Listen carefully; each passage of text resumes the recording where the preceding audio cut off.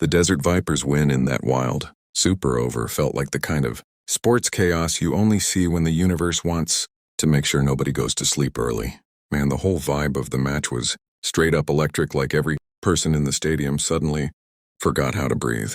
The Vipers and the Giants kept trading blows all evening, turning what should have been just another ILT20 game into something that felt more like a movie, where the director refuses to yell, "Cut." You could sense from the first over that the pitch was gonna behave like it had a personality. Disorder 1 second helping the bowlers, the next second letting the batters tee off like they were at a Sunday baseball practice. The Vipers came in hungry, and honestly, you could tell they had that "we're not losing today" energy stamped across every play they made. Their opener started swinging like they were personally offended by the ball, dropping boundaries that had the crowd jumping out of their seats of those neon stadium chairs. The Giants weren't just going to let that vibe slide, though they came roaring right back with some nasty pace bowling, the kind that makes you flinch even when you're watching on a screen. But even with momentum flipping every few overs, the match just kept building into one big, beautiful mess of pressure, nerves, and highlight reels waiting to happen. And when it finally boiled down to the last over, you could literally feel the tension twisting up the entire place, like someone stretched a rubber band past its limit and dared it to snap. Every ball felt like drama brewed in a pressure cooker. And when the scores tied, boom, everyone knew we were heading to a super over for the ages. The kind that gets replayed for years and still gives fans goosebumps every single time they talk about it. The vibe during that super over was absolutely insane. Like the atmosphere just leveled up into something cinematic. The Vipers walked out, first with that swagger that only comes from being pushed to the edge and deciding, screw it, let's finish this right now. Their batter stepping up looked like he had ice in his veins, zero nerves, zero hesitation, just pure game mode. And the Giants bowler? Dude was steaming in like he was trying to bowl a hole straight through the pitch.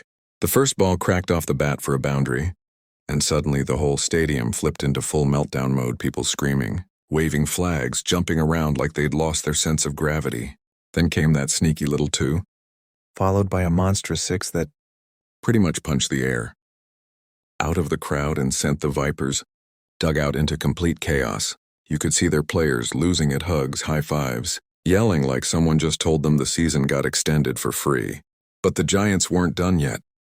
They stepped up for their chase like they believed the script still had a plot twist waiting for them. Their opener smashed a 4 right away, making everyone go, "Hold up, this thing ain't over yet." The next couple of balls were tight, like every heartbeat counts tight, with singles here and there but no real momentum. Then came the delivery that sealed the deal.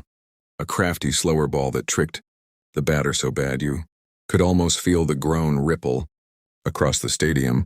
Ball pops up, easy catch, and suddenly the Giants' dream dissolves like a dropped ice cream cone on a hot sidewalk. The Vipers went nuts, and honestly, who could blame them? That super over was pure adrenaline, the kind that shakes your brain and makes you wonder how sports can be this ridiculously dramatic. When the dust finally settled, the Desert Vipers weren't just winners. They were legends of the night, walking off with a victory that felt bigger than a simple 2 points on the table. You could tell even the broadcasters were struggling to find words, because how do you describe a match that swings like a pendulum on espresso? Fans were still buzzing long after the final ball, some texting friends, some filming themselves screaming into their phones, and others just standing there like they needed a minute to emotionally reboot. The Vipers camp was all smiles and chest bumps, celebrating the fact that they didn't just win, they survived. And the Giants, you had to feel for them.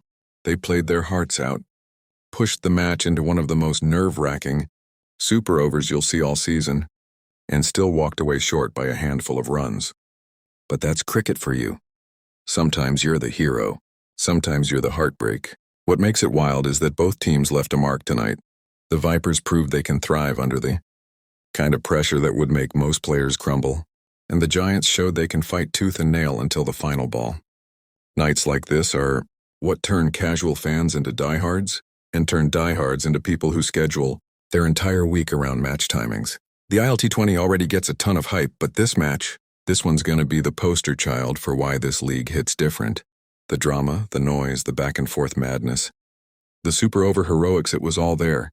wrapped up in a 3-hour thrill ride that felt like 15 minutes. And somewhere out there, cricket gods were probably laughing, because they couldn't have scripted it any better.